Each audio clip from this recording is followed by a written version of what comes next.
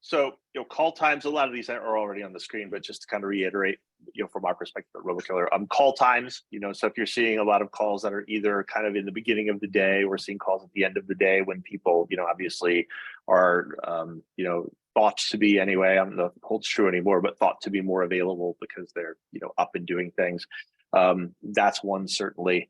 Calls that have any sort of dead air, again, if you're using auto dialers and you're the unlucky person that picks up right before somebody else got connected and you're listening to a second or two of dead space and you don't know who it is or where it's coming from, obviously that's another one.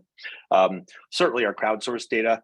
So, a number of our customers have flagged something as, financial fraud. That's probably going to keep you from answering the phone. Whether or not it is something that you actually want to receive, that's another one. Just volume of calls. If you're getting the same call over and over, even on a daily basis, that's going to tend to turn people off. It could even be a call maybe that you're interested in.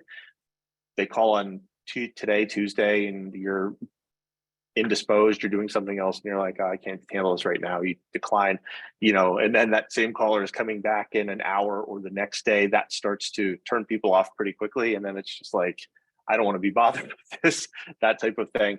So, anything that starts to feel like a nuisance or starts to feel annoying is a pretty good indicator of something that's not going to be answered. And if it's not answered, is going to drive somebody to go to that feedback of saying, block, I don't want to hear from this person anymore.